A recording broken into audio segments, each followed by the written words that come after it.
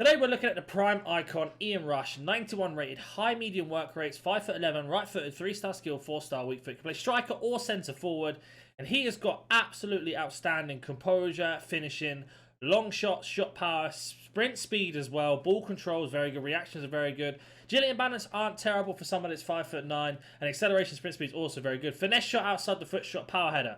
So he's got two of the most meta traits as well. We went for a hawk today, and I'll explain a little bit more at the end of the review on Footbin. We'll talk about chemstyles, pricing, what I thought about the card, best position, and much more. That being said, let's jump into this game to have a word from today's sponsor first. Are you tired of playing sweat teams like this? Make sure you go to Alt Nice, select foot 23 coins, choose which console and how many coins you'd like to buy, select your payment method, and don't forget to add code NANIC for 6% off on all orders. Here is our opponent's team. We are going to be playing in a 4-2-2 setup with Ian Rush playing as the last striker today. His main job is basically going to be breaking through on goal, trying to get onto the end of these long through balls, and most importantly, see what his conversion rate is. I've already played a couple games with him, and I was thoroughly impressed by his finishing ability. So hopefully this transfer is over, and we shall see. And that's going to be his main job today. Driving through, Ian Rush on the ball. He's actually got a lovely ball into Politano there. We're going to use it for a sec. Use that good dribbling from him. Got Rush on the last man. Dumfries, good tackle there. We've got ourselves a corner. We'll have a look at his set pieces quickly and see how good he is at doing them. I believe he's not the best, but hopefully I'm wrong. So he's got 96 power, 70, 78, and 92 penalty. So penalty is very good. The rest, not so much. So we're going to call someone over and try and get the space on the edge of the box open and see if we can finesse it in. With Rush, as we do get him here. Go for the finesse. It's been deflected, unfortunately.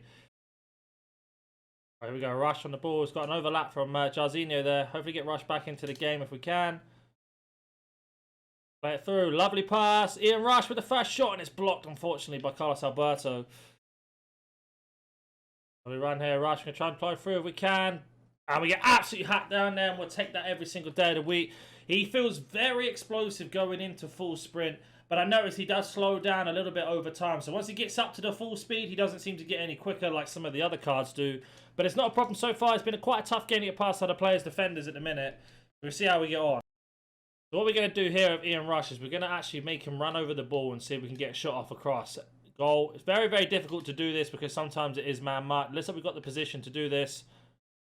Take a touch. Shot across and a great save there. Very unlucky. Could have actually took a touch in maybe. Yeah, Ian Rush in the space. Going to hold the ball up if we can. Nowhere to go, unfortunately. Our opponent has decided to quit for some reason. We're into our second game now because our opponent decided to quit halfway through.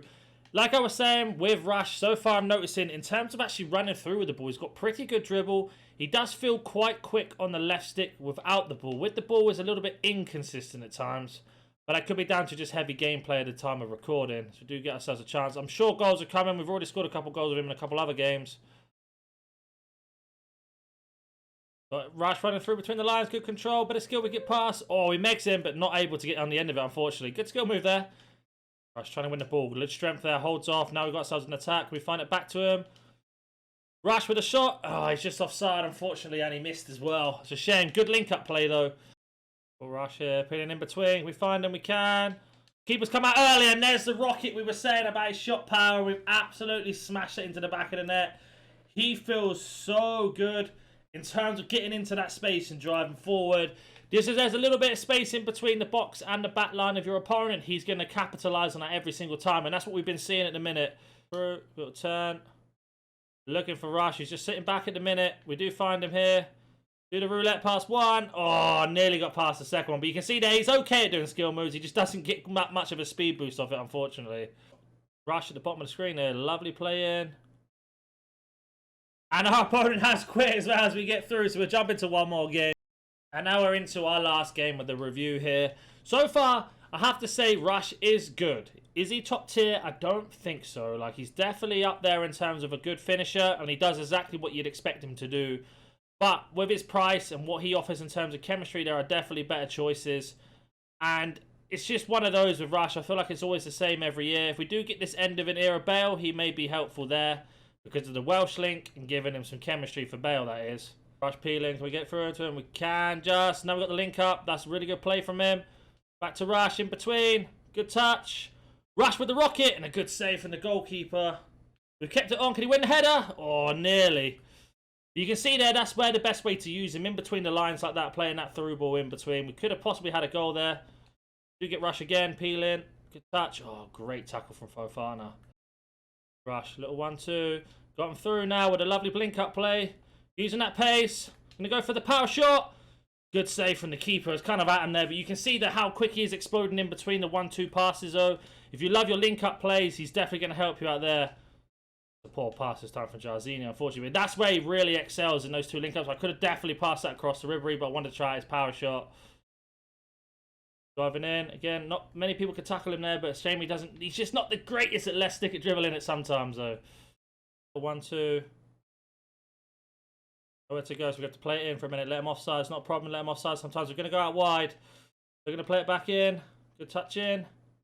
But Rush just chilling there between the lines, giving our opponent a bit of a tough time, not deciding where to go. Lovely play. Rush on the end, and that's what we were saying. Sitting in between the lines there. That lovely passing play. And that's something that Rush can definitely do with the outside the foot shot. And I think we're going to get another rage quit as well. He is clinical once you get the shot off with him in the lines. We do get a rage quit. I played about 5 or 6 games with him, a couple in the Sebastian Veron Prime Icon review. I actually get some goals with him there. So make sure you go check that out if you want to double check how good he is. But you can see he just causes so many problems in that situation. Doesn't matter the team. He's so good at dribbling when he's on the full sprint. His left stick dribbling is a little bit lacking. But his shooting is so clinical. We're very, very unlucky not to have more goals in this review in itself. But like I said, in other reviews where I've used him, I've got goals. And off camera, I've got goals with him as well. His passing is also very good, just as not the best example of a game. But let's go jump onto Footbin now. So we are on Footbin, and I paid about 113,000 for him. So I think if you can get him for 100k and cheaper, you are going to get yourself a very good deal. We went to compare him to his mid. His mids have got -3s and -2s, is 70k. And his base has got the same pace, but -4 on shooting. He's 69, so I think this card is going to be very close to 70k very, very soon, especially when we get a Prime Icon SBC. But that being said, we went for a Hawk today, and that was really to maximize his shot power and his finishing. If you've been a fan of the videos on this channel, you already know that I am very, very sold on high shot power and high finishing. Reason being is they shoot absolute rockets, so if you're not the best at finishing, he will help you out massively in that case because of the shot power being so high. With high finishing means the keepers don't normally stand a chance. Even though he's got a lean body type and quite high agility and balance for his height, he still lacks a little bit in left stick dribbling. So if you didn't like that, you could definitely look at going for maybe, not a Maestro, sorry, an Engine to really boost that up as well as his pace. His finishing doesn't really need to be touched too much, but I do like it a lot. I know a lot of people would like to suggest Hunter on him, and I completely get that and understand that, but I would rather boost up a little bit of pace and really maximize that shot power, as I've mentioned several times. But he does offer a lot in terms of finishing. If you find yourself in a lower division, for example, 6 and under, then he's going to be a great addition to your team. He's definitely going to get you goals that you need to get to start progressing up. But as soon as you get to like Division 5 up, he's going to be a little bit difficult to use and eventually not even worth using. But a lot of people like to put Architect on the bar list to make him lengthy. I'll be honest, don't bother. I find that if your striker's controlled and you have to move him to lengthy, he won't play like a player who's already lengthy. This only applies to new gen, not old gen. So obviously if you're on old gen, don't worry about it too much. Stick to controlled. Get used to using him as controlled and you're going to get yourself a lot of goals. He can play as a main striker or a backup striker, that's for sure. Not too sure he could play in any other position because of the dribbling. But again, a really nice card. Not the best, but definitely not the worst. If you have any more questions about this card or any other card in the game, comment down below. If you're new to the channel, I do a lot of icon reviews, player reviews, pack openings, how to grind, and much more. So hit that like button and subscribe, and I'll hopefully catch you in the next video. See ya!